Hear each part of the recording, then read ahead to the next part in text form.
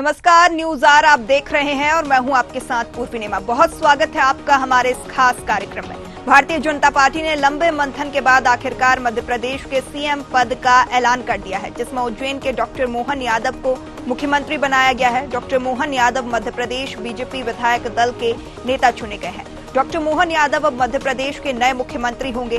Doctor Mohan Yadav Akhil Bharatiya विद्यार्थी परिषद और संघ से जुड़े रहे हैं। वे शिवराज सरकार में उच्च शिक्षा मंत्री रह चुके हैं। मोहन यादव को मध्य प्रदेश की कमान देना मतलब शिवराज ओबीसी चेहरे को हटाने के बाद पार्टी ने फिर एक ओबीसी चेहरे को ही कमान सौंप दी है। दरअसल बीजेपी की नजर 2024 के लोकसभा चुनाव पर है। मोहन यादव के रूप में बीजेपी ने उत्तर प्रदेश बिहार को संदेश देने का काम किया है। मोहन यादव ओबीसी समाज से हैं और उत्तर प्रदेश और बिहार में यादव की राजनीति का खासा असर है। इन दोनों राज्य में लोकसभा की 120 सीटें हैं। इसे ध्यान में रखते हुए बीजेपी आला कमान ने मोहन यादव को सीएम बनाकर लंबी राजनीति की लकीर खींचने की कोशिश की है। बीजेपी को उम्मीद है कि मोहन यादव का चेहरा 2024 के लोकसभा चुनाव में उत्तर प्रदेश और बिहार में खासा असर डाल सकता है। चलिए, हमारे साथ अधिक चर्चा के लिए आज इसी मुद्दे पर मौजूद हैं इंजीनियर सत्येंद्र चौधरी जी, प्रवक्ता बीजेपी से, पवन पटेल महासचिव कांग्रेस से, वहीं इंजीनियर एएल द्विवेदी जी वरिष्ठ पत्रकार मौजूद हैं। आप तीनों ही मेहमानों का बहुत स्वागत है न्यूज आर पर। सबसे पहले रुक करेंगे सत्येंद्र जी का। सत्येंद्र जी, पहले तो नए मुख्यमंत्री के ऐलान होने पर आपको बहुत बहुत बधाई। साथ ही जो है चौंकाने वाला फैसला भारतीय जनता पार्टी का, जो है कहीं ना कहीं से भी उम्मीदें नहीं जताई जा रही थी। प्रहलाद पटेल का नाम चर्चाओं में था, नरेंद्र सिंह तोमर का नाम चर्चाओं में था, महिला नेत्रियों की बात करें तो रीति पाठक का नाम चर्चाओं में था। शिवराज सिंह चौहान के समर्थक लगातार नारेबाजी कर रहे थे, लेकिन इस बीच एक ऐसा चेहरा सामने आना चौंकाने वाली बात।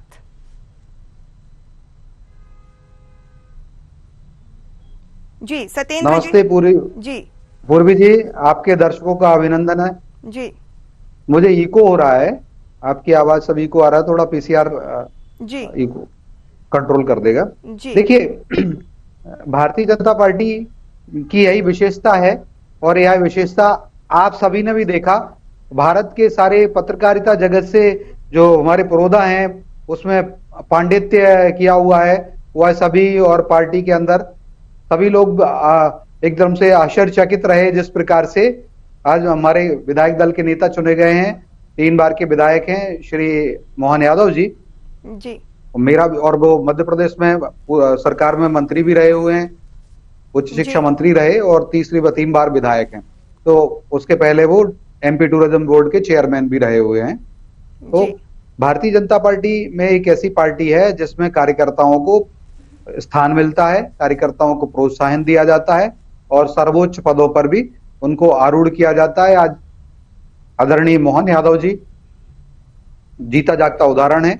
ये भारतीय जनता पार्टी संगठन की विशेषता है और जिस प्रकार से आपने कहा तो निसंदेह वो हम मध्य प्रदेश की जनता के सामने हमने नमन करते हैं और हम कृत संकल्पित भी हैं कि जो संकल्प पद है हमारे, जो हमने मैनिफेस्टो में हमारे संकल्प लिए हैं, उन सबको हम पूरा करेंगे। और मध्य प्रदेश को जिस प्रकार से भारतीय जनता पार्टी की 20 वर्षों की सरकार में जो मध्य प्रदेश का ट्रांसफॉर्मेशन किया है, उस ट्रांसफॉर्मेशन प्रोसेस को बढ़ाते रहेंगे और हम प्रयास करेंगे कि कैसे आज हम 70,000 करोड़ की जीडीपी वाला राज्य आज हमारा लगभग 15 लाख करोड़ की जीडीपी हो गया और जो हमने लक्ष्य भी रखा है कि आने वाले 3-4 सालों में हम उस कैसे 45 लाख करोड़ रुपए की अर्थव्यवस्था मध्य प्रदेश बन जाए, ये इसमें भी हम कार्य करेंगे। देखिए, अर्थशास्त्र अगर समुन्नत होगा, अगर हम अर्थशास्त्र की दृष्टि से समृद्ध होंगे, सशक्त होंगे, तो हम प्रदेश का विकास भी कर सकते हैं। और आपने देखा कि मध्य प्रदेश ने आर्थिक तंत्र को बढ़ाने में, आर्थिक साम्राज्य को बनाने में भारत में एक गुणात्मक प्रगति की है, एक्सपोनेंशियल ग्रोथ की है और उसका ही यह प्रतिफल है, उदाहरण भी दिखता है। और आज चूंकि हमारे मुख्यमंत्री जी होंगे माननीय मोहन यादव जी और वो युवा भी हैं, मात्र 58 वर्ष की उनकी उम्र है, तो अभी काफी ऊर्जा से भरपूर भी हैं वो। तो निसंदेह हमारे प्रदेश की जो जनता है उससे कनेक्ट होने के लिए, जन संवाद करने के लिए और साथ ही साथ भारत की जो जनता है उससे भी संवाद करने के लिए वह हर जगह पर उपलब्ध भी रहेंगे। यह मैं आपके माध्यम से उनको बधाई भी देना चाहता हूं एक भारतीय जनता पार्टी के कार्यकर्ता के तौर पे।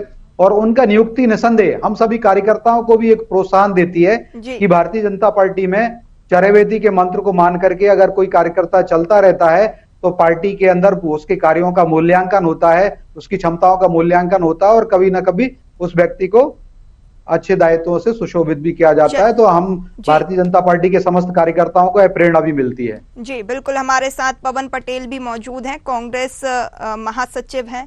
पवन जी, यहाँ पे कितनी बड़ी चुनौती जो है डॉक्टर मोहन यादव कांग्रेस के लिए साबित होंगे? बड़ा ओबीसी चेहरा है, कहीं ना कहीं कांग्रेस लगातार जातिगत जनगणना की बात करती रही और यहाँ पे जो है भारतीय जनता पार्टी ने पूरा खेल खेल दिया है। डिप्टी सीएम से लेके प्रदेश अध्यक्ष और सीएम तक जो है जातिगत जनगणना समीकरण बैठालते हुए लोकसभा चुनाव की तैयारी की है। देखिए, आपके चैनल के माध्यम से सबसे पहले मैं मोहन यादव जी और जो दो डिप्टी सीएम है उनको बधाई देता हूँ। मध्य प्रदेश की कमान उनके हाथों में सौंपी गई है और ये उम्मीद करता हूँ कि वो अपनी तरफ से प्रदेश की जो वादे किए थे, जो प्रदेश के विकास में, आम जनता के विकास में, आम जनता को गरीबी से, बेरोजगारी से, किसानों को जो निजात दिलाने की बातें इन्होंने मंच में की थी, बड़ी बड़ी बतौलेबाजी की थी, तो हम उम्मीद करते हैं कि उन बातों को, उन बतौलेबाजी को पूरा करने की दिशा में काम करेंगे। और रही जो बात, ये ऐसा अप्रत्याशित, ऐसा आश्चर्यचकित वाला था मोहन यादव जी का नाम, जैसा इस बार का विधानसभा चुनाव का परिणाम।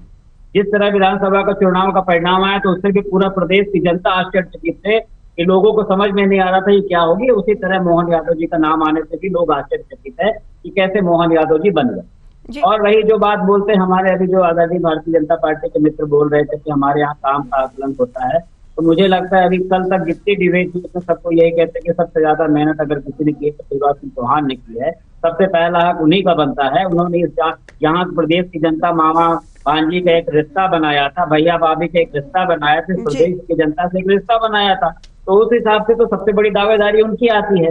लेकिन एक लॉजिक को समझने का प्रयास करिए। ये जो भारतीय जनता पार्टी का सिस्टम है कि ज्वलंत मुद्दों से ध्यान रखिए, इनका जो एक इवेंट बनाने की प्रवृत्ति है, ये हर चीज को चाहे अच्छी हो चाहे बुरी हो, नाम तो सर्वसम्मति से तय हुआ है, नाम तो सर्वसम्मति से तय हुआ है। मैडम, वो सबको पता है कि कितना सर्वसम्मत से तय होता है, कितना ऊपर से बात आती है, हर व्यक्ति को पता है। लेकिन हम जो बताने का प्रयास कर रहे हैं कि शिवराज सिंह चौहान जी ने जितनी बड़ी बड़ी बतौलेबाजी की थी, इतनी बड़ी बड़ी घोषणाएं करके आई थी, अब मुझे पता है कि निकट आने वाले भविष्य में जैसे 2003-2014 की महंगाई, बेरोजगारी की घोषणाएं, वचन इनके आज तक पूरे नहीं हुए, फिर से नहीं होने हैं। लेकिन अब शिवराज सिंह चौहान था तो एंटी इनकम्बेंसी होती, क्योंकि उन्होंने घोषणाएं की थी, तो अब नए चेहरे को देख करके कम से कम उस चीज को कम कर देंगे कि हाँ भाई उन्होंने घोषणा की थी, अब नए सीएम आए, वो अपने अपने हिसाब से चलते, अपने अपने हिसाब से सिस्टम को बदलते हैं। एक उसकी एक छोटा सा, जैसा चुनाव के पहले भी आपने देखा था, प्रवासी लोगों को लेके आए थे प्रचार करवाने के लिए, क्योंकि यहाँ के व्यक्ति जब पिछले चुनाव में जाके बड़ी बड़ी बतौलेबाजी करके आ गया था कि हम कर्जा माफ करेंगे, हम किसानों की आय दुगनी करेंगे, हम 100 दिन में काला धन लाएंगे, हम बेरोजगारी दूर करेंगे, 2 करोड़ बेरोजगार देंगे, उन बातों को पूरा नहीं कर पाता, किस मुंह से जाता? तो ये प्रवासियों को लेके आए, तो ये सिर्फ उसी की एक परिणति है कि आप आने वाले टाइम में, लेकिन उनसे बहुत बड़े एक्सपीरियंस लोग बंदे थे, जैसे प्रहलाद पटेल जी का नाम चल रहा था, कई सारी चीजें अभी देखने वाली सब बात है कि आने वाले समय में जो केंद्रीय मंत्री इतने सीनियर मोस्ट लोग जो ओबीसी में अच्छा दमखम रखते हैं, जैसे प्रहलाद पटेल जी हो गए, इन सबको कैसे क्या एडजस्ट करेंगे, कितना वो अपने स्वाभिमान के साथ खिलवाड़ मानेंगे, कितना शिवराज सिंह चौहान जी को एडजस्ट कर पाएंगे, वो सब आने वाले वक्त की बात है। पवन जी जवाब लेंगे इसका सत्येंद्र जी से, लेकिन पहले वरिष्ठ पत्रकार हमारे साथ इंजीनियर एएल द्विवेदी जी भी मौजूद हैं, जान लेते हैं। द्विवेदी जी, यहाँ पे जो है चौंकाने वाला फैसला, कहीं ना कहीं बड़ी राजनीतिक पॉलिटिकल स्ट्राइक जो है हम कह सकते हैं इसको, कहीं ना कहीं। जी, निश्चित तौर पे कहीं ना कहीं ये जो एक बड़ा फेरबदल हुआ है और एक नया नाम आया है। लेकिन देखिए, भारतीय जनता पार्टी में ऐसे नाम आ जाते हैं, अगर आपने देखा होगा इसके पूर्व में भी, अगर हम उत्तराखंड में बात करते हैं तो वहां पर भी पुष्कर सिंह धामी जी को बनाया था, वह भी एक तरह का नया चेहरा थे। और आज उत्तराखंड का, द्विवेदी जी की आवाज को थोड़ा बढ़वाइए, आवाज नहीं आ रही है। चलिए जी, रुक करेंगे सत्येंद्र जी का। सत्येंद्र जी, यहाँ पे बड़े आरोप जो हैं पवन जी ने लगाए हैं, कहीं ना कहीं बेरोजगारी का मुद्दा उठाया है उन्होंने, बतौलेबाजी की बात कही है, क्या कहना चाहेंगे आप? देखिए पूर्वी जी, बतौलेबाजी तो हमने कहा ना, पहले ही कहा, हमने जनता के सामने नतमस्तक हैं, जिस प्रकार से जो छप्पर फाड़ के बहुमत दिया है भारतीय जनता पार्टी को जी, हम आभार व्यक्त करते हैं। और हमने 71% विधानसभा की सीटों पर कब्जा किया, 2/3 से ज्यादा आधिपत्य भारतीय जनता पार्टी को दिया भगवान रूपी जनता ने जी। तो हमने बात को रखा और जनता ने उसको माना। बतौलेबाजी कांग्रेस करती रही। आप देखिए, बतौलेबाजी का बड़बोलेपन का उदाहरण जो है पूरी कांग्रेस रही, जिस प्रकार से कमलनाथ और कांग्रेस पिछले 3 साल से कहते रहे कि हम 15 अगस्त पे झंडा फहराएंगे, 26 जनवरी पे फहराएंगे, और उसी को उन्होंने अपने अपने आधिकारिक ट्विटर हैंडल और बयान भी दिए और भावी मुख्यमंत्री, अवश्यम भावी मुख्यमंत्री बताया। उनके प्रवक्ताओं ने पिछले 1.5-2 साल से आ रहे हैं कमलनाथ, नया साल नई कमलनाथ सरकार, इस प्रकार की होर्डिंग भी लगाए, और मतगणना के 2 दिन पहले भी उन्होंने होर्डिंग लगाए कि आ रहे हैं कमलनाथ, जनता का देने साथ। और ये इस प्रकार की बतौलेबाजी की गई। इसी प्रकार की बतौलेबाजी अगर वो कर रहे थे सांसद तो है उनके एकमात्र सांसद, देखिए दिक्कत थी ना पूर्वी जी, आप सुनिए ना, बतौलेबाजी करने से अच्छा है अगर जनता के मन में काम करते तो जनता आज इनको चुनती ना। और दूसरी बात, इसी बतौलेबाजी को करते रहे उनके नकुलनाथ करते रहे। नकुलनाथ क्या कहते थे कि 7 दिसंबर को कमलनाथ प्रदेश के मुख्यमंत्री पद की शपथ ले रहे हैं जी। तो आप देखिए बड़बोला सिद्ध हो गए ना। और इसी प्रकार फूल सिंह भरैया अपना मुंह काला नहीं करते, या उनका एक कांग्रेस का कार्यकर्ता है जो वहां पे अपना मुंह काला करा था, आप सबने दिखाया, उस बेचारे कार्यकर्ता को मुंह काला नहीं करना पड़ता। और इनके जो एक और विधायक रहे हैं, अभी हार चुके हैं इस बार, राजगढ़ से आते हैं, उन्होंने कहा था कि वो हार जाएंगे तो मोहनपुरा का जो डैम है, बांध है, उसमें वो कूद जाएंगे, डुबकी लगा लेंगे। इस प्रकार की बातें बड़बोलापन पूरा करते रहे। और मैं बता दूं, इन्हीं के बतौलेबाजी और जो इनके नेतागण आए जो कह रहे थे कि प्रवासी भारतीयों की बात करने लगे, प्रवासी नेता, तो राहुल जी और प्रियंका वाड्रा आए, वो मल्लिकार्जुन खड़गे आए, तो उन्होंने प्रवास किया मध्य प्रदेश में। और आप देखिए जहां जहां से इनके चरण पड़े, जहां जहां से राहुल जी की यात्रा निकली थी, वो वहां बंटाधार हो गया कांग्रेस का, एक सीट नहीं जीत पाई। आप देख लीजिएगा खंडवा और उधर से जहां से कांग्रेस ने की राहुल जी यात्रा करते हुए आए और रतलाम और सैलाना से होते हुए राजस्थान गए थे, वो सारी सीटें कांग्रेस हारी है। काला पीपल की सीट कांग्रेस हारी है। और प्रियंका वाड्रा ने मध्य प्रदेश की भगवान रूपी जनता का 10 सेकंड और परिणाम सामने 10 सेकंड की बात है जी। आप देखिए, लेकिन बात तो रहेगी ना, बात निकलेगी तो दूर तक जाएगी जी। वो जिस प्रकार से इन्होंने बतौलेबाजी की बात कही, तो मैं उस पर भी आता हूं। और बतौलेबाजी की और जनता का अपमान किया। प्रियंका वाड्रा आई और प्रवासी आए थे ना, इन्होंने कहा प्रवासी आए थे तो बात होगी, तो प्रवासी तो कांग्रेस में भी आए थे। उनकी असफलताओं का ठीकरा क्यों बेचारे फूल सिंह भरैया अकेले अपना मुंह काला करके लेते हैं? मुझे तो लगता है कि केंद्र के राहुल जी, प्रियंका जी, मल्लिकार्जुन खड़गे और कमलनाथ जी और दिग्विजय सिंह और सारे प्रवक्ता और नकुलनाथ, इन सबको अपना मुंह भी काला करना चाहिए, क्योंकि जनता ने भारतीय जनता पार्टी को जिताया है।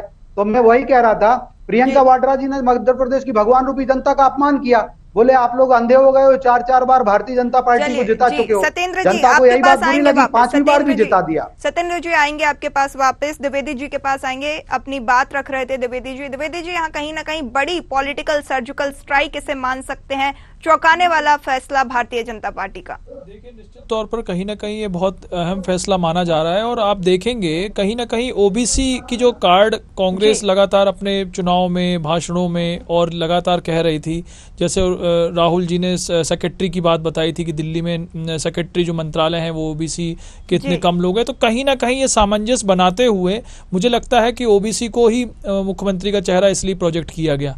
दूसरी ओर अगर हम 2024 का चुनाव देखते हैं तो मध्य प्रदेश से लगा हुआ राज्य है उत्तर प्रदेश, उत्तर प्रदेश के पास लगा हुआ राज्य बिहार, इन सब सीटों को अगर हम आकलन कर लेते हैं तो कहीं ना कहीं अगर ये जब मोहन यादव जी बनते हैं तो इन राज्यों में भी कहीं ना कहीं उनका एक असर देखा जाएगा। दूसरी ओर अगर भारतीय जनता पार्टी की बात करते हैं तो भारतीय जनता पार्टी हमेशा ही चौंकाने वाले फैसले करती है और इस प्रकार से उन्होंने सभी जाति वर्ग जो समीकरण होते हैं उनको साधने का प्रयास किया है। देखिए एक तरफ विधानसभा अध्यक्ष नरेंद्र सिंह तोमर बना दिए गए, एक तरफ रीवा जो एक विंध्य क्षेत्र जहां पर पिछली बार बहुत कम सीटें भारतीय जनता पार्टी को आई थी, तो वहां से भी इस बार इसलिए डिप्टी सीएम एक बनाया गया जिससे विंध्य की जो जनता है वो नाराज ना हो। दूसरी ओर जगदीश देवड़ा जी जो मल्हारगढ़ से आते हैं तो कहीं ना कहीं वो भी एक वर्ग से ताल्लुक रखते हैं। तो भारतीय जनता पार्टी ने आने वाले 2024 के समीकरण को देखते हुए, आने वाले 2024 के इलेक्शन को देखते हुए इस प्रकार का ये निर्णय लिया है कि कहीं ना कहीं 2024 में इसका सामंजस्य बैठ पाए। जी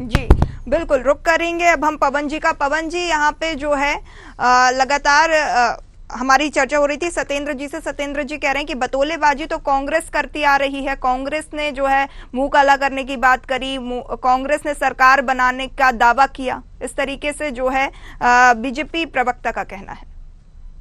सेन जी का हमेशा भारतीय जनता पार्टी का प्रवक्ता का एक फिलॉसफी समझने का प्रयास करिए। हम उनसे भारतीय जनता पार्टी की बात करेंगे तो कांग्रेस की बात कर देंगे, सत्ता में है तो सबसे पहले जवाब यही उनकी होती है। हम आज की बात करेंगे तो 1976 में चले जाएंगे। हमने बोला कि किसने जिताया, देखिए एक सिंपल सा समझने का प्रयास करिए, आप भी पत्रकार जगत से जुड़े हुए हैं। हर व्यक्ति को मैं कहता हूँ अभी ऑनलाइन लाइव करिए, मैं 100 नंबर पे फोन लगाता हूँ 100 लोगों को, और 100 लोगों में 80 लोग ना बोले कि कैसे सरकार बन गई, इस बार तो कांग्रेस की सरकार बनने वाली थी, कैसे बात की, कारण बता दें कि इन्होंने क्या किया है। किसानों का कर्जा माफ कर दिया है, इन्होंने 100 दिन में काला धन ला दिया। क्यों आ गई थी सुनामी? एक समय प्याज का रेट बढ़ता तो सरकारें बदल जाती थी, अब महंगाई धनाधन बढ़ाते जाएंगे फिर भी मोदी जी की सरकार बनेगी। तो मेरा बोलने का मतलब ये जिस मैकेनिज्म की जीत है, ये जनता ने नहीं जिताया है, इनका मैकेनिज्म जीता है। और जिस दिन उस मैकेनिज्म की पोल पट्टी खुलेगी, आप भी देखेंगे, हम भी देखेंगे। पवन जी क्या कहना चाह रहे हैं? मैकेनिज्म हम ये बोलना चाह रहे हैं, हम तो खुद से बोल रहे हैं, हम खुल के वही तो सुनिए तो आप मेरी बात। मैं तो बोल रहा हूँ, मैंने दौरा किया है पूरा बुंदेलखंड का, ऐसा कोई व्यक्ति नहीं मिला अभी भी, कम से कम दिन में 50 फोन आते, करिए कैसा हो गया रिजल्ट, कैसा हो गया रिजल्ट, आप बताइए। एक किसी जो मशीन की बैटरी 99% कैसे हो सकती है, कैसे चार्ज हो सकती है, कैसे किसी व्यक्ति के जिसको 50 लोग बोल रहे हैं हमने वोट दिया, हाथ उठाकर उसके आए, कैसे जहां पोलिंग में 700 वोट वहां 900 वोट कैसे निकल सकते हैं। तो मेरा मतलब है कि जो भारतीय जनता पार्टी के मैकेनिज्म की जीत है ये, हम ये बोलते हैं बंटाधार की बात कर रहे हैं। फिर आप ईवीएम पर सवाल खड़े कर रहे हैं, निर्वाचन आयोग पर सवाल खड़े कर रहे हैं। नहीं, सवाल खड़े करना जायज है, हर व्यक्ति को सवाल खड़े करना चाहिए। अगर उसका विश्वास देश के संविधान में है, उसका विश्वास देश में है, तो उसको सवाल खड़े करना चाहिए। चलिए, अगर कोई जिला पंचायत का चुनाव हार जाता है, हम बात कर रहे हैं एमपी के नए सीएम के बारे में, पर फिर भी हम जवाब ले लेंगे। सत्येंद्र जी नहीं, मेरा दो मिनट का मेरा निवेदन सुन लीजिए। इस बार का जो इन्होंने बोला, ये जो अभी बोल रहे थे बंटाधार जो इन्होंने किया है, मैं तो सिर्फ इनसे इतना पूछना चाहता हूँ, क्या मोदी जी ने 2014 में नहीं बोला था कि बहुत ही महंगाई की मार रखती है मोदी सरकार? उस नारे को हकीकत में लाए क्या ये? 100 दिन में काला धन लाया क्या इन्होंने? 2 करोड़ बेरोजगारों को रोजगार दिया क्या? 750 किसान दिल्ली के सड़कों पर मर गए, 750 किसानों को पहले आतंकवादी बोला, फिर उसके बाद तीनों काले कानून वापस ले लिए। तो इन सबका जवाब देना। बिजली के हमने 100 रुपए में 100 यूनिट बिजली दिया, ये बिजली के रेट वसूल करने के लिए लोगों के ऊपर केस लगा रहे हैं, उनका सामान पूर्ति कर रहे हैं, इसके बाद भी जीतेंगे? ये जीतने का हमको कारण तो बता दीजिए। हम कहते चलो आपकी सरकार बनती, लेकिन किस तरह का रिजल्ट की कल्पना नहीं किया था, किस तरह के रिजल्ट आएगा कि 230 के 230 सीटें आ जाएंगे आपकी, ऐसा बचा हुआ है धमाका। तो इसलिए 15 महीने कमलनाथ जी ने जो काम किया, 27 लाख किसानों का कर्जा माफ किया, 27% आरक्षण दिया, ओबीसी की खिलाफी का आरोप है कांग्रेस के ऊपर, कर्जा माफी का तो आरोप लगाती आई है भारतीय जनता पार्टी। तो भाजपा का काम, हमने तो इनके मंत्री कमल पटेल सदन में एक्सेप्ट किया कि 27 लाख किसानों का कर्जा माफ किया, अभी आरोप लगाते रहे। क्यों आरोप लगाते हैं? कमल पटेल जी को आरोप लगाते हैं। जवाब ले लेंगे पवन जी, जवाब ले लेंगे सत्येंद्र जी। देखिए पूर्वी जी, मैं सब जवाब देता हूँ। ये मेरे मित्र ने ईवीएम के ऊपर प्रश्न चिन्ह लगाया पहले, और फिर ये वो बताया इन सारे किसानों और या बेरोजगारी हो या महंगाई हो, इस पर भी मैं पूरा अक्षरशः जवाब देता हूँ। आप देखिए पूर्वी जी, ईवीएम अगर दोषी है तो जब चुनाव आयोग कहता है, आवाज नहीं आ रही मुझे। जी पवन जी, हम कोऑर्डिनेट कर रहे हैं। जी सत्येंद्र जी, देखिए जब ईवीएम अगर दोषी है तो ये समझ में नहीं आता, जब चुनाव आयोग कहता है कि आप लोग आ जाइए ईवीएम की टेम्परिंग सिद्ध कर दीजिए, तिथि भी देता है, निर्धारित करता है कि इतने दिन तक आप आ जाओ, चुनाव आयोग में ईवीएम मशीन रखी रहती है कि आप लोग कर लें। और इसी प्रकार से जब हर बार चुनाव होता है तो कांग्रेस के अभिकर्ता हो, बीजेपी के हों, और भी लगभग 95 दलों ने मध्य प्रदेश में चुनाव लड़ा चुनाव आयोग के डेटा के अनुसार। तो सभी 95 दलों के प्रतिनिधि जो होते हैं उनको बुलाया जाता है, और जब चुनाव आयोग के अंदर ईवीएम का डेमो दिया जाता है, और जब उनका बार बार कैलिब्रेशन होता है, हर समय सभी लोगों के रिकॉर्ड होते हैं, वीवीपैट से टेस्ट किया जाता है, ये सारी चीजें जिस दिन मतदान होता है, जिस दिन वोटिंग होती है, उस दिन सुबह 2 घंटे पहले से ये सारी प्रक्रियाएं, हर राजनीतिक दल के अभिकर्ता वहां रहते हैं, उनके सिग्नेचर होते हैं, तो सब ये चीजें कराई जाती हैं। सत्येंद्र जी, पवन जी, खैर मतगणना हो चुकी है, सरकार का गठन होने वाला है, आरोप प्रत्यारोप का दौर अभी भी आप ईवीएम सत्येंद्र जी 2 मिनट में जी आप देखिए क्या कहते हैं, मेरा समय है जी, 2 मिनट विनम्रता बेरोजगारी पे भी जवाब लीजिएगा। देखिए पवन जी,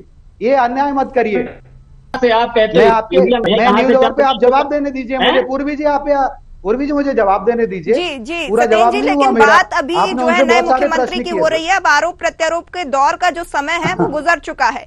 ईवीएम पे सवाल खड़े हो रहे हैं, वो बात अलग है। कांग्रेस लगातार हार के बाद आरोप लगा रही है। ईवीएम पे हम किसी दिन और चर्चा कर लेंगे, अभी बात चल रही है नए मुख्यमंत्री के नाम का ऐलान हुआ है। देखिए बिल्कुल, मैं वही तो मैंने आपको कहा, बहुत बढ़िया काम हुआ है। और हमारे यहाँ भारतीय जनता पार्टी है, एक एक कार्यकर्ता जो है माटी के लाल है मध्य प्रदेश की, उनकी आरती उतारने का कोई पार्टी कार्यकर्ती तो भारतीय जनता पार्टी है। भारत माँ के लालों की आरती भारतीय जनता पार्टी। तो वो आज हमारे भारत माँ के लाल हैं मोहन यादव जी, उनको मुख्यमंत्री पद का विधायक दल का नेता चुना गया है। तो ये उनकी आरती उतारने का काम, अभिनंदन करने का काम भारतीय जनता पार्टी ने किया और इसका संदेश पूरे भारत में जाएगा।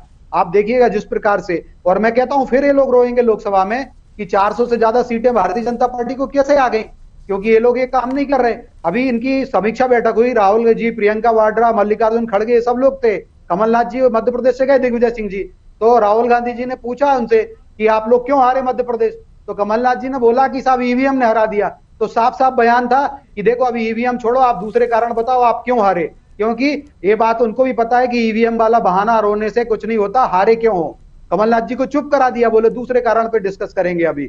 और अगर इतना ही ईवीएम से इनको घृणा है तो छिंदवाड़ा में क्यों जीत गई कांग्रेस, छिंदवाड़ा की सारी सीट जीती। और अगर घृणा है तो हिमाचल प्रदेश में इस्तीफा दे दें ये लोग। अभी तेलंगाना में ये जीते हैं तो वहां से इस्तीफा दे दें, क्योंकि ईवीएम से ही जीते हैं वहां पे। तो वहां पे इस्तीफा नहीं देंगे, अभी दे दो आप, वहां लोग वहां की विधानसभा भंग कर दो। छिंदवाड़ा के विधायकों को आप इस्तीफा सरकार बनती है, आप ईवीएम पे सवाल नहीं खड़े करते हैं। देखिए, मेरा निवेदन ये है कि आदमी जब कोई सही से काम करता है तो कुछ ना कुछ कहेगा। देखो नरोत्तम मिश्रा तो हार गए ना, ये बोलने के लिए इतना स्पेस रखता। मैं तो 2 मिनट 1 सेकंड निवेदन करना है कि भाई अगर ईवीएम आप कहते हो हैक नहीं हो सकती, यहाँ से आप चंद्रयान को कंट्रोल कर लो, ईवीएम को कंट्रोल नहीं कर सकते। और अगर ईवीएम कंट्रोल कर पाई, 2 मिनट, इतनी ईवीएम अगर इतनी सेफ है तो बैंकों में एप्लीकेबल कर दीजिए। रोज मशीन आपके सामने रख दी। 2 मिनट, चुनाव आयोग ने कहा है पूरा समय दिया चुनाव आयोग ने भैया। अरे कुछ समय लेकिन दिया, सारे आप रोज 1000 राजनीतिक दल उस समय सोते रहते हैं। अरे कोई नहीं दिया, ईवीएम मैकेनिज्म था।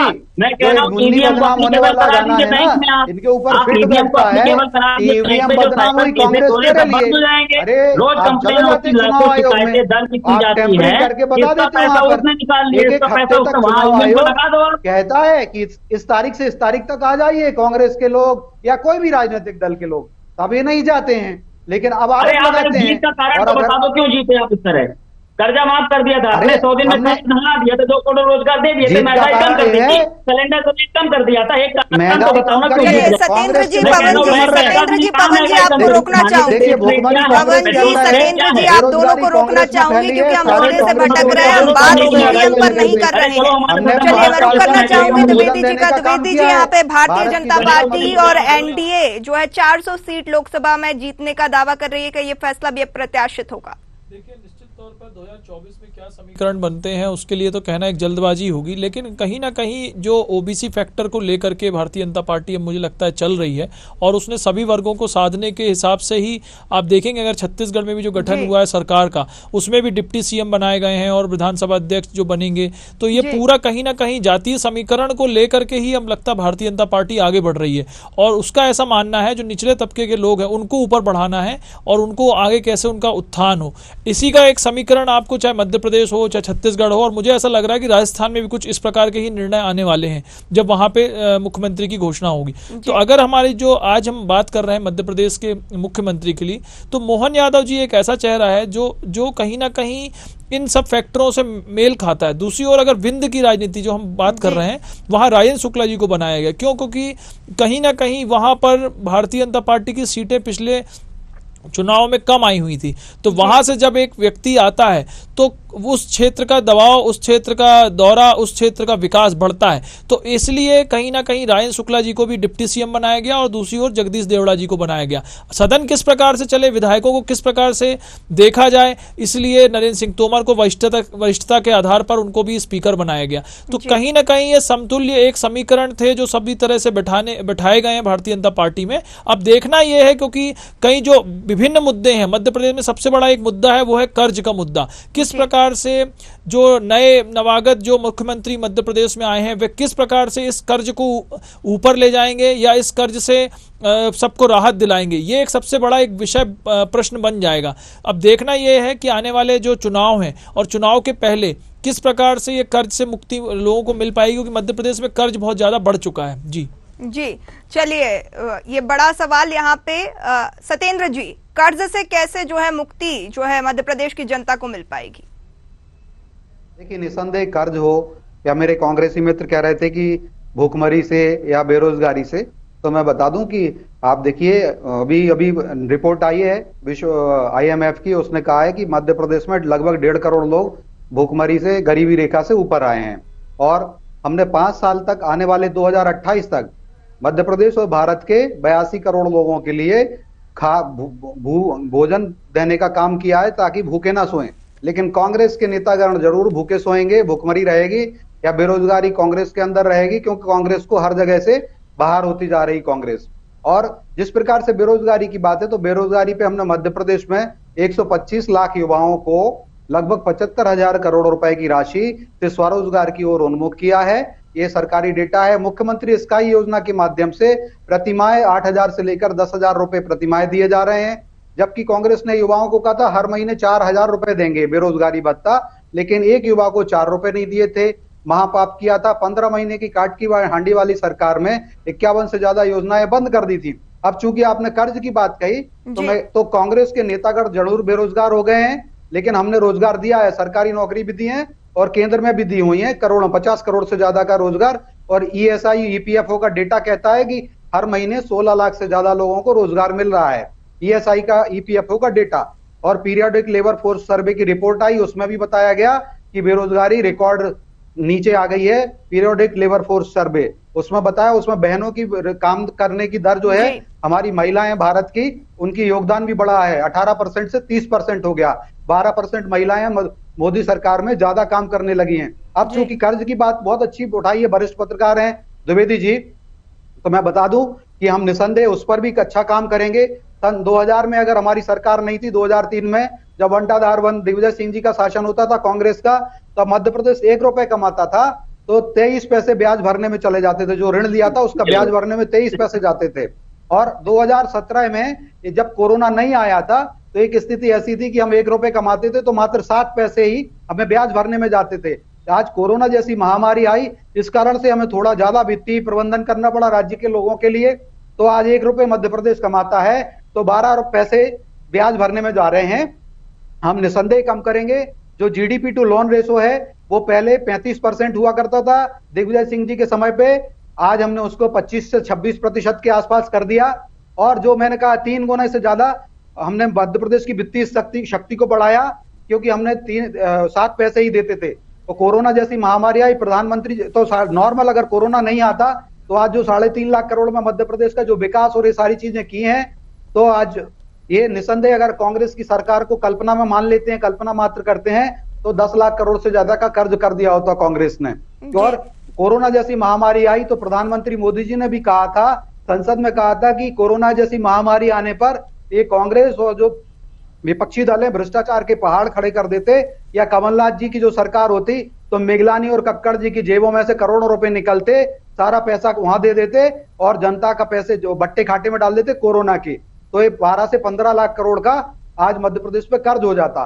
तो ये मध्य प्रदेश की भगवान रूपी जनता को हम धन्यवाद देते हैं कि उसने भारतीय जनता पार्टी को चुना है। तो हमने वित्तीय आवर्धन किया मध्य प्रदेश का, और निसंदेह हम और आगे करेंगे।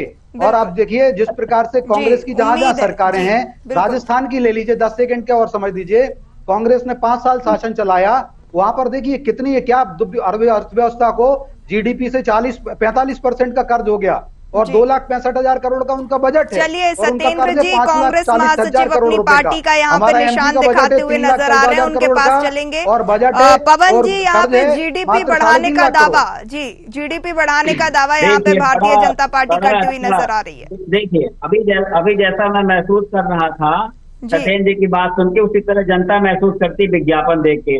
बेरोजगारी इन्होंने खत्म कर दी, महंगाई खत्म कर दी, बड़ा अच्छा लगा। लेकिन हकीकत हमारे साथ चलो मेरे भाई, मैं दिखाता हूँ कि खाने का तेल लेने के लिए क्या हालत रहती है, जब सुबह पेट्रोल डलवाता तब क्या हालत रहती है, जब बिजली का बिल जमा करना पड़ता तब क्या हालत रहती है। आंकड़ों की बाजीगरी में तो आपको महारत हासिल है, आप राम राज्य गिना दोगे। हम कह रहे कर्जा कैसे कम करोगे तो बताते हैं 7 पैसे ब्याज था, 23 पैसे ब्याज था। अरे महाराज, कर्जा तुम ले रहे हो और ब्याज वहां का कैलकुलेट कर रहे हो।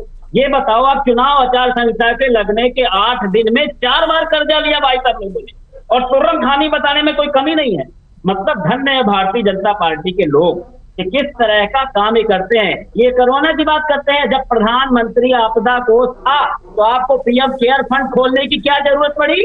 अब जब पीएम केयर फंड में पूरे पैसे जमा करवा लिए, हर सांसद से 2-2 सालों की वो जो 2 साल की निधि होती वो जमा करवा लिया, कितने बिजनेसमैन सब उसमें दे दिए। उसके बाद इसकी जानकारी मांगते हैं तो कहते हैं कि ये ट्रस्ट का अकाउंट, इसकी जानकारी देना संभव नहीं है। किसी का विकास हुआ है तो भारतीय जनता पार्टी के 500-500 करोड़ 700 करोड़ के कार्यालय बन गए हैं। मेरी पार्टी, मेरा कार्यकर्ता के तहत ये काम करते हैं, अपने कार्यकर्ता को मजबूत करते हैं, अपनी पार्टी को मजबूत करते हैं, आम जनता के लिए कुछ नहीं करते हैं। यही शिवराज सिंह चौहान जी जब पेट्रोल में 1 रुपए 50 पैसे बढ़ता तो साइकिल लेकर चलाने थे। अब साइकिल रेट कहाँ है भैया? सिलेंडर का रेट 1100-1200 कहते हैं, उसके रेट में हम हमारा कोई आकलन नहीं है। और जब कमलनाथ जी ने 500 में सिलेंडर देने के बाद आरोप प्रत्यारोप का दौर तो लगातार जारी रहेगा। कांग्रेस भारतीय जनता पार्टी आमने सामने हो और आरोप प्रत्यारोप ना हो, ऐसा हो नहीं सकता है। खैर, समय का अभाव है, इसीलिए हम वरिष्ठ पत्रकार की ओर रुख करेंगे। द्विवेदी जी, यहाँ पे नए सीएम और पुरानी चुनौती जो है, नई घोषणा, जो घोषणाएं ही हुई हैं उनको जो पूरा करने के लिए बजट कैसे आवंटित होगा, किस तरीके से जो है अब भारतीय जनता पार्टी चुनौतियों से पेश पा पाएगी? निश्चित तौर पर जो आने वाले वित्त मंत्री होंगे और जो मुख्यमंत्री हैं उनके लिए मैंने आपको पूर्व में ही बोला कि बहुत सी चुनौती मध्य प्रदेश में है। जैसे कर्जा एक सबसे बड़ी चुनौती है, उसके अलावा बेरोजगारी एक चुनौती है, ऐसे कई चुनौतियां हैं। इसको कैसे वह पार पाएंगे, इसके लिए एक समीकरण उनको बैठाना पड़ेगा। और नए रोजगार मध्य प्रदेश में कैसे आए, नए उद्योग कैसे मध्य प्रदेश में लगे, ग्लोबल इन्वेस्टर समिट हमारे मध्य प्रदेश में इतनी सारी हुई, उनका क्या क्रियान्वयन हुआ, कितनी फैक्ट्रियां आई, इन सब का आकलन करना पड़ेगा। क्योंकि अगर इस मुद्दे पे लेते हुए अगर हम आगे बढ़ेंगे तो कहीं ना कहीं कर्जा हमारा बढ़ता चला जाएगा। तो इन सबको समीकरणों को देखते हुए कोई ऐसी ठोस नीति बनाना पड़ेगी जिसके आधार पर मध्य प्रदेश एक अव्वल राज्य में गिना जाए और कहीं ना कहीं जो ये कर्जा है और जो बाकी चुनौती है, जो भी बाकी समस्याएं हैं मध्य प्रदेश में, वह कम से कम हो और मध्य प्रदेश एक विकास का राज्य बन जाए। विकास तो है, स्वर्णिम विकास हो रहा है, लेकिन इसको, कर्जे को हम कैसे कम करें और अन्य जो हमारी समस्याएं हैं उसको हम कैसे कम कर पाए, ये एक सबसे बड़ी चुनौती है यहाँ पे। जी बिल्कुल। चलते चलते जाते जाते बिल्कुल अंतिम प्रतिक्रिया जो है सत्येंद्र जी से लेना चाहेंगे, कुछ कहना चाह रहे थे। यहाँ पे क्या कुछ चुनौतियों को पूर्ण करने के लिए अब भारतीय जनता पार्टी की रणनीति रहेगी? देखिए पूर्वी जी, भारतीय जनता पार्टी की सरकार प्रतिबद्ध है जनता के कल्याण करने के लिए, और उसी का ही सुफल है कि हम जनता को भगवान मानते हैं और उसने हमें छप्पड़ फाड़ बहुमत दिया। 71% से ज्यादा सीटों पर हमें आधिपत्य सौंपा है, हमारे विधायक हैं, तो ये हम निसंदेह उसको पूरा करेंगे और हमने पहले भी करते आए। अब मैं समझ सकता हूं मेरे कांग्रेसी मित्रों की मानसिक मनोदशा को कि लगातार 25 साल से शिव की जगह मोहन का राज आ गया है। देखिए मोहन और मनमोहन, तो मैं वही बोला, इसलिए शिव की जगह मोहन का राज आ गया है। अब देखते हैं। देखिए, और वो मैं तो कहूंगा कि उनके अंदर कुछ विक्रमादित्य का अंश भी है। वो तो जो कहते हैं ना कि वो तो पूर्व जन्म के कहते हैं ना, पूर्व जन्म के कुछ पुण्य होंगे। नहीं, ना अभिषेको ना संस्कार सिंहस क्रियते बना विक्रमादित्य स्वयं स्वामी मृगेंद्र था। तो हमारे यहाँ का एक एक कार्यकर्ता अपने पुरुषार्थ पराक्रम से ये सिद्ध कर देता है, वो विक्रमादित्य बन जाता है। और यह भी एक संयोग है कि मोहन यादव जी उस उज्जैन महाकाल की नगरी से आते हैं कि जहां पर भगवान कृष्ण, भगवान कृष्ण ने शिक्षा प्राप्ति की। सुनते जाइए धैर्य रखिए। अब जिक्र किया ही है सत्येंद्र जी, जब बात निकली है महाकाल नगरी की तो अंतिम प्रश्न लेना चाहूंगी सत्येंद्र जी, जब बात निकली है महाकाल नगरी की तो अंतिम प्रश्न लेना चाहूंगी कि महाकाल की नगरी का सिर्फ एक ही राजा होता है, वो है महाकाल। तो अब कैसे जो है सीएम अपने आवास में रुक पाएंगे? ये देखिए, ये बहुत अच्छा प्रश्न किया आपने, और निसंदेह हमारे मोहन यादव जी भी भोपाल शिफ्ट एक ही राजा को मानते हैं उज्जैन में। सुनिए आप, भगवान महाकाल को उज्जैन के राजा हैं, तो वो जो नियम चला आ रहा है, जो परिपाटी है, और उसको वो अक्षरशः पालन करेंगे। मैं आपको ये आश्वस्त करता हूं, क्योंकि हमने अपने संस्कारों को, सनातन हमारे रग रग में बसा हुआ है। हम कहते हैं हिंदू तन मन हिंदू जीवन, रग रग हिंदू मेरा परिचय, मैं शंकर का वह क्रोध आनल कर सकता जगती छार छार, डमरू की वह प्रलय ध्वनि हूं जिसमें नचता भीषण संहार, रणचंडी की अतृप्त प्यास में दुर्गा का उन्मत्त हास, मैं यम की प्रलयंकर पुकार जलते मरगट का धुआंधार। मैं अब ज्यादा समय नहीं लूंगा, बहुत लंबा बड़ा है वो। तो मैं बताऊं, वह महाकाल, भगवान महाकाल की आराधना और भगवान महाकाल का जो वहां पर प्रोटोकॉल है, जो हमारे शास्त्रोक्त है, जो हजारों साल से वर्णित है, उस नियम को वो सदैव पालन करेंगे। और उज्जैन के महाराजा राजाधिराज भगवान महाकाल, भगवान शिव, जिनको हम शिवा शिव पदाध्यासात दुरितारि हरोहरा शंकराकृष्यम लोकेश तम भवसम भवन सुखे। तो जो ऐसे भगवान शिव जो होते हैं, शिव पद को देने वाले होते हैं, कल्याणकारी होते हैं, तो उन्हीं का ही शासन चलेगा। हम सब उनका आराधना करते हैं। चलिए, आप सभी मेहमानों का चर्चा में जुड़ने के लिए बहुत बहुत शुक्रिया। देखिए, हमने चर्चा करी, मोहन यादव मध्य प्रदेश के नए मुख्यमंत्री होंगे, सरकार बनाने का दावा यहां पर पेश हो चुका है। क्या कुछ चुनौतियां जो है नई सरकार में आती हैं, भारतीय जनता पार्टी किस तरीके से पार पा पाती है, ये आने वाला वक्त ही बताएगा। फिलहाल के लिए इस प्रोग्राम में इतना ही। आप बने रहिए न्यूज़ आवर के साथ। नमस्कार।